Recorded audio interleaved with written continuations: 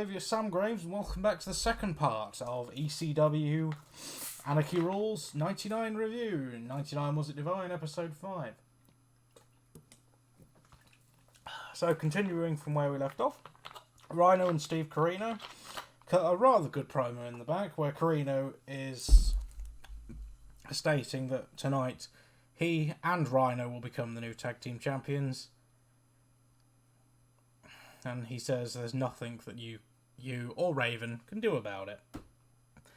Simple enough promo. So, in our next match, Sabu lost to Just Incredible in a pretty damn good match, actually. 4 stars, this one.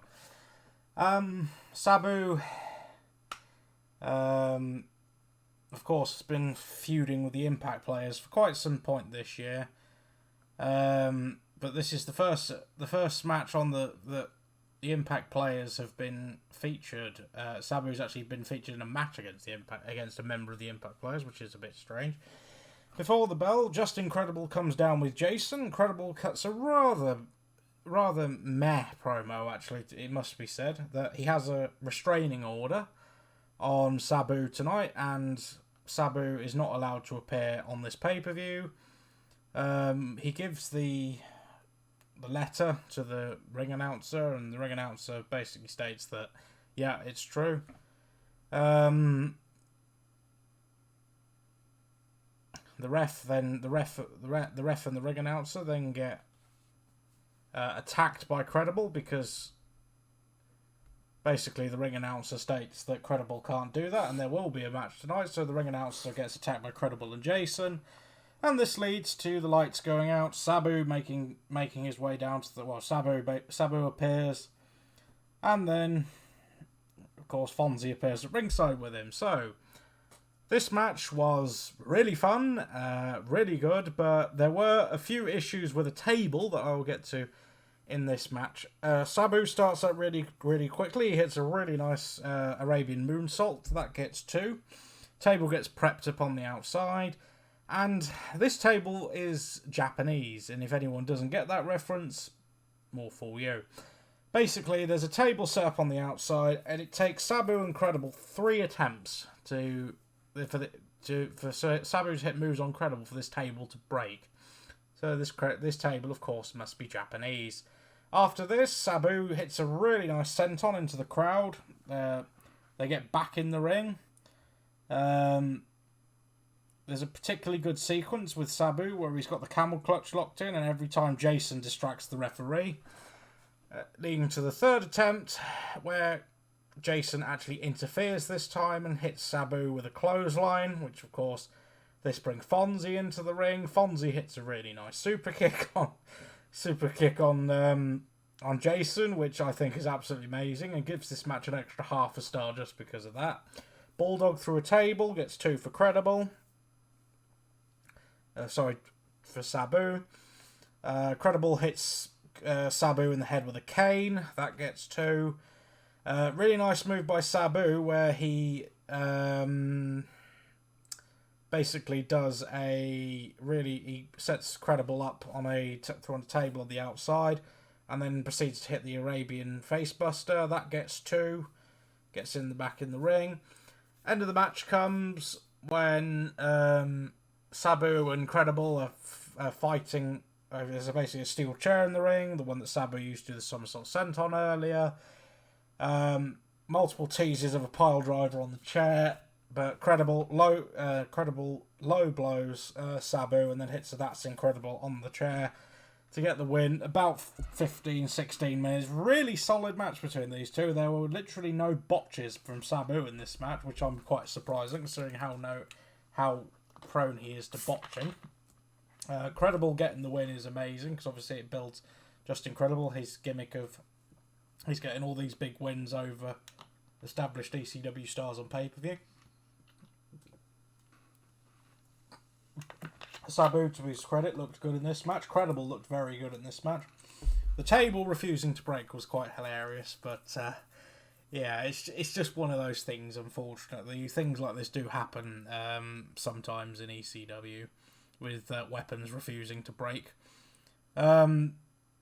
Before this match as well, they show Billy Corgan in the crowd from the Smashing Pumpkins. Of course, Billy Corgan still being the lead singer of the Smashing Pumpkins. And also the owner of NWA. Now, little thing I want to say, I absolutely adore the Smashing Pumpkins. I think they are one of the best bands in the world. Go and listen to them straight away if you can. Their latest album, Shining Oh So Bright, is rather good. I know I'm not being paid to say this. So, after this match, we get the ECW heavyweight title match. So, Masato Tanaka makes his way out first. Taz gets booed mercilessly by the Chicago crowd and chants of "You sold out" because just prior to this pay-per-view, he had announced that he had signed with WWF, and he's getting what I call the Judas treatment. Taz and Tanaka are in the ring. Taz gets on the mic and he points to a guy in the crowd and says, come in, you fuck, you piece of shit. Yeah, I'm talking to you, you big dumb bastard." And you think he's pointing at a fan in the crowd. Turns out that he's actually pointing at Mike Awesome. Mike Awesome is, of course, with Judge Jeff Jones. They're both in the crowd. Taz points Awesome, saying, "You want a shot at this? Get your fat ass in the ring, and I'll add you to this match." Tanaka basically nods his head. But of course, Paul Heyman comes waddling down the ramp, I think is the best way to describe it. Calls Taz a motherfucker, and he says, "You want this motherfucker, these motherfuckers in a match? Fine, you got it, 3-way dance." So, in our next match, Mike Awesome defeated Masato Tanaka and Taz in a fantastic 3-way dance to win the ECW World Heavyweight Championship. Taz barely lasts 5 minutes in this match. A roaring elbow and a splash from Awesome eliminate Taz very quickly in this match. And then, of course, we get the usual goodness from Mike Awesome and Masato Tanaka. Multiple power bombs in this match. There's Awesome bomb through the table, gets 2 for Awesome. Multiple chair shots by Awesome. Of course, Tanaka being Tanaka because he's a fucking nutcase. Gets chair shotted 3 times in the head, still doesn't go down. 4th one finally puts Tanaka down. That gets 2. Excuse me. There's a particular nice spot with Tanaka on the ramp where he hits a springboard tornado DDT onto the ramp on Awesome. That looks fantastic. That gets 2. Awesome puts Tanaka on the table, hits the Awesome splash. That gets 2. Mike Awesome then does a suicide dive outside of the ring. Tanaka leaning on the guardrail. That gets a holy shit jump from the crowd. Crowd is going absolutely mental in this match, and so am I at all these fucking great spots. Tanaka gets back in the ring, roaring elbow gets 2 for him, and the end of the match comes when Mike Awesome hits an Awesome bomb on a chair to get the win. About 21 minutes, 4.5 stars. I'm really happy to go 4.5 for this match. Really entertaining match, wonderful chemistry between Awesome and Tanaka. And if you haven't had a chance to, go and watch their match from Heatwave 98. I think it's slightly better than this one, but but this one is still a worthwhile match to watch. Really, really good. 4.5 stars. After the match, Taz sportingly hands the ECW title. Taz sportingly hands the title to Mike Awesome after the bell. He shakes Tanaka's hand, he shakes Mike Awesome's hand, raises Mike Awesome's arm, and Taz then, of course, goes up the ramp. But this wouldn't be Taz's final pay-per-view appearance. He would appear at the next pay-per-view, which, of course, is November to Remember. So, after this, there's a particularly good promo by by Raven in the back, highlighting the extensively long feud between him and Tommy Dreamer from 96 and 97. I really do want to watch that feud. I've never seen any of their matches, but I've been told it was really, really good. He does his usual quote from the quote, face the Raven, flee the Raven. I can't remember what he says. But he basically cuts a particularly good promo on Dreamer saying, you can't, can you really trust... Can you really trust a shadow of your past? Because, of course, Tommy Dreamer's wife Beulah was one of Raven's former was Raven's former girlfriend, and these two had a massive feud in '96 and '97 over her. But everyone who have said that this is one of the best feuds in ECW history. So after this, Joel Gertner makes his way down to the ring. He is interviewing Tommy Dreamer. Of course, the Dudley Boys no longer being in ECW. Joel Gertner is now the interview guy for doing these major segments. Francine comes down to the ring with Dreamer. Dreamer cuts a heartfelt promo, saying, fuck what the doctors say.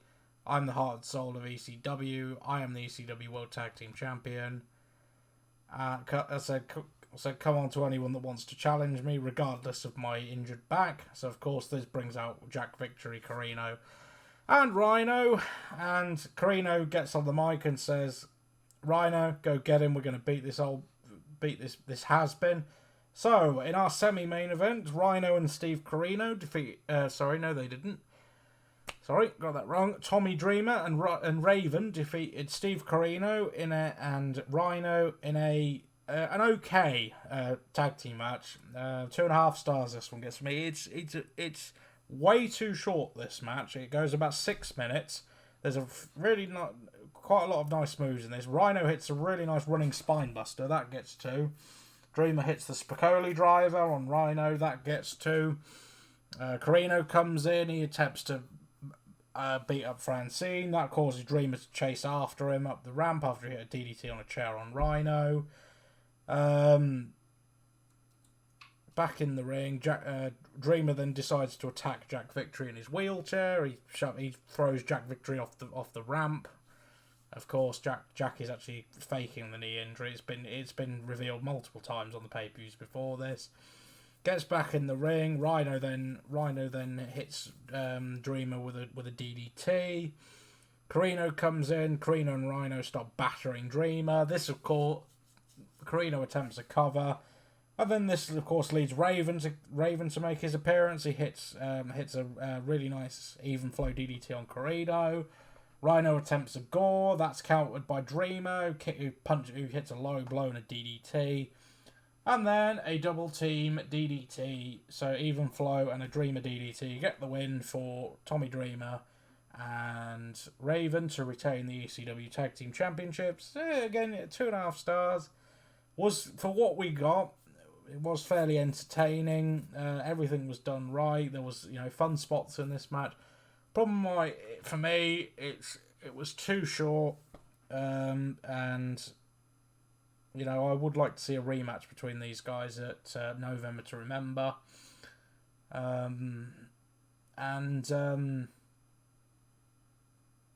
just give it an extra 5 or 6 minutes. You would have yourself a bit of a better tag match. So after this, Axel Rotten is in the ring. He basically thanks the crowd for coming tonight. He basically says he wants to cheer the crowd up. This brings out the Impact players, who are accompanied by someone called John Smith or Jack Smith, something like that. Basically, it's Johnny Smith. Sorry, he's now a guy called Johnny Smith. No idea who this guy is. Impact players saying they're 2 for 2 tonight. They want to go 3 for 3. This Johnny Smith guy is apparently part of the Impact players. They start beating down Axel Rotten. This leads to Spike Dudley and Balls Mahoney making the save. They beat up the Impact players and Johnny Smith. Johnny Smith is allegedly supposed to be taking on RVD tonight. I have no idea who this guy is. The faces beat up the heels. They go retreating up the ramp. So Axel gets back on the mic, says, well, since RVD's not got a challenger tonight, why don't we have Balls Mahoney challenging for the TV title? RVD, of course, is RVD. He's quite happy to accept the challenge. So, in our main event, RVD defeated Balls Mahoney in a good match to retain the ECW Television Championship. This one started out quite slow, but it picked up pretty quickly. Multiple teases of the Van Daminator early in the match, but Balls basically counters every single one. Van Dam gets thrown to the outside of the guardrail. Van Dam goes for a moonsault off the guardrail. It's caught that he gets caught by and driven into the ring post by Balls. Balls then charges at RVD. Balls then goes head first into the ring post. That busts him open. RVD gets a 2 count off that. Really nice sit out spine buster by Balls. One of the best moves of the whole night, I think. That gets 2. And then probably the spot of the night for me easily. Van Dam hits the guillotine leg draw on Balls when he's over the guardrail.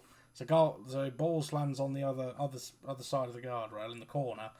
And RVD, so remember what I said on the Living Dangerously or Guilty's Chargery, where Tajiri hit a really nice somersault senton onto Super Crazy during their match where he does it over the ring post.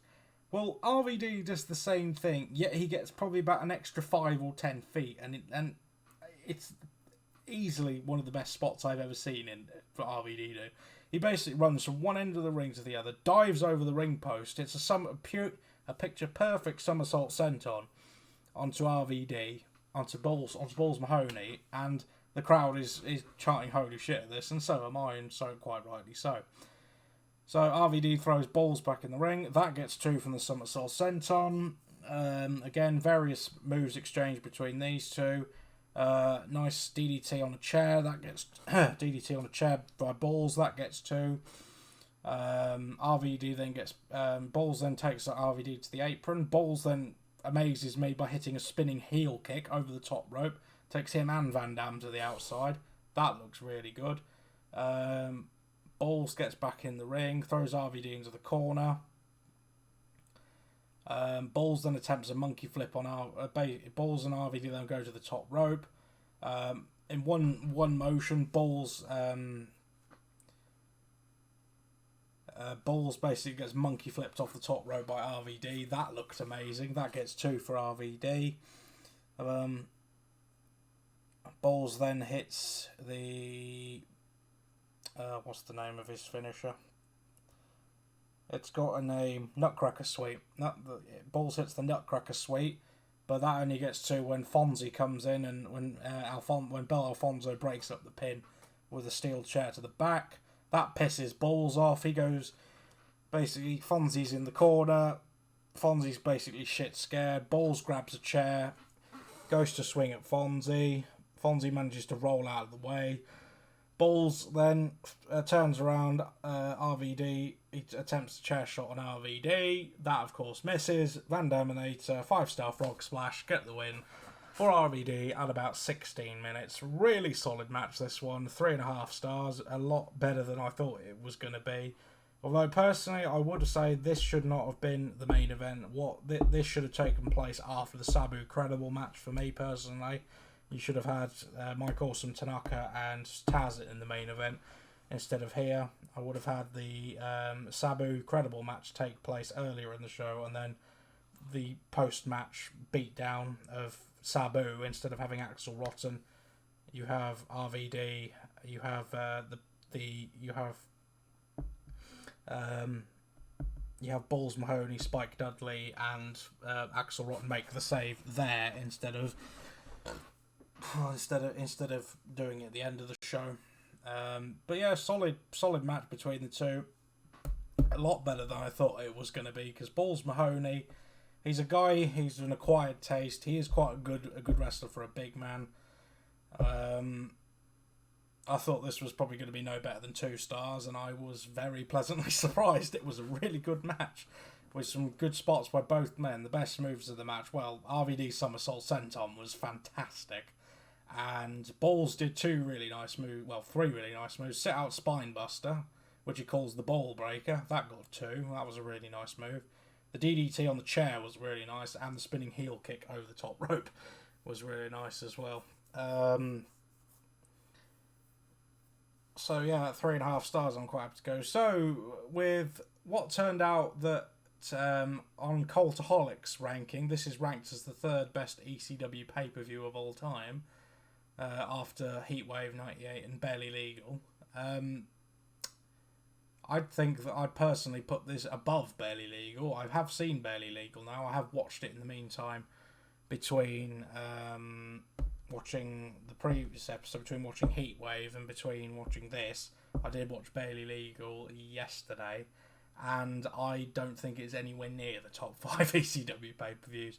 There's 2 matches on that show which are good: RVD versus Lance Storm and Taz versus Sabu. The rest of the card is not very good at all. There's a really bad match between Shane Douglas and Pitbull number 2. There's not a particularly good tag title match on there. Yeah, I think personally, I probably might be in the minority that say this, but I think Barely Legal is overrated to hell. There's only 2 matches worth of any note on there: Taz versus Sabu and RVD versus Lance Storm. The rest of the card isn't all that good. This, on the other hand, deserves, I think, to be on the same pedestal as Heatwave 98 and 99, and Living Dangerously 99. In fact, to be perfectly blunt, I think I'm probably going to put this at my favourite ECW pay-per-view. There were a couple of issues that I have with this show. One, the order of the matches. This show was a bit promo heavy, I will say that. But, the wrestling was fantastic on the show. I mean, if you look at my match ratings, 5 stars for the match between Storm and Lynn. Fucking great match. The 2-star, all the shit with Jazz and, not the shit with Simon Diamond and the Baldies, that knocked it down a bit for me. Saying that, I probably would say this isn't the top ECW show, but it's in the top 3. The shit with the Baldies was a bit unnecessary. There were some good spots in that match, but I'm more prepared to give it more than 2 stars. The shit with Simon Diamond and the Baldies, not my cup of tea. But, really good spots, but, the no contest hurt it, and the only thing that saved that segment for me from being a total waste of time was the thing with New Jack afterwards, with the whole running from New Jack, which was one of the best parts of the show, in my opinion. I was a little bit kinder to it early in the show, but now looking back at it, I was a little bit too kind to it. It wasn't all that, and the whole shit with the no contest finish and the thing between Jazz and Tom Marquez or whatever the guy's name is. And then, of course, the show picked right back up after this with the match between Tajiri, Crazy, and Guido. 4-star match. I did give it 3.25 originally. I'm upgrading it to a 4. Again, another wonderful, consistently good match from these 3. Then, really good match between Sabu and Just Incredible. 4 stars. Really, really good ECW title match. 4.5 stars. Between Taz, Mike Awesome, and Tanaka. Really great match. And then an okay tag match between Carino and Rhino against Taz, Tommy Dreamer, and Raven. That was all right. 2.5 stars. And then a really decent main event between RVD and Balls Mahoney, which was a lot better than I thought it would be. 3.5 star match. Really solid match between these two, which kind of shows how underrated Balls Mahoney actually is. I'm quite happy to give this show again the same rating I gave. I am going to downgrade my rating to Heatwave to a 9 out of 10, and I'm quite happy to go the same with this. Personally, I think the wrestling on Heatwave was better, personally, I thought the wrestling on this show, was better than Heatwave, but Heatwave was a more entertaining show, and it wasn't as filled with fluff as this one. So I'd probably say this is probably equal top pay-per-view of all time for me for ECW. So I'm quite happy to go 9 out of 10. Worst match of the night was Nova and Chris Chetti versus Simon Diamond and Tony DeVito. A 2-star match at best. No contest finish really hurt. It only gets that rating because of the really good spots in the match. And the Tommy Dreamer and Raven match versus Rhino and Carino would have given that match more time, but for the 6 minutes that we got was rather entertaining. Two absolutely stunning matches on this between Lynn and Storm, and the 3-way dance for the ECW title, fantastic. 2 4-star matches with Sabu versus Credible and Tajiri versus Guido versus Crazy. Check those matches out. And, in a serviceable, really good main event between Balls Mahoney and RVD for the TV title. Yeah, I'm going to give this pay-per-view 9 out of 10. Thoroughly recommend going to watch this show. Personally, everyone raves about how good WrestleMania 17 is. Again, I think this and Heatwave are a step above WrestleMania. WrestleMania 17 and Living Dangerously. I also think of that bracket as well. So yeah, I'm gonna give this show 9 out of 10. So guys, don't forget to like, comment and subscribe. Click the bell notification for more videos like this one. Leave me a comment down below and I will get back to you as soon as I can. My next episode on this series will be November to Remember. It'll be the last ECW pay-per-view for 99. And I have a feeling that November to Remember is probably not going to top this or Heatwave. I know what the card is. I know there's a match on there between Jerry Lynn, Tajiri and Super Crazy, which I'm really looking forward to. And a Mike Awesome versus Masato Tanaka match. And although all their matches these guys have ever had have been quite wonderful from what I've been told, I've seen 3 of them now. Heatwave 98, this, and One Night Stand 05, and all 3 of them have been pretty damn good matches. So I'm looking forward to that. And also everyone says that there's a really good sleeper match between Chris Candido and Sabu. So again, another match that I'm looking forward to. But when we get to November to Remember, I'll see how I feel about it. But I don't think it's probably going to top this or Heatwave. So I've been your saviour, Sam Graves. This has been another episode of 99 Was It Divine on Near Full Reviews.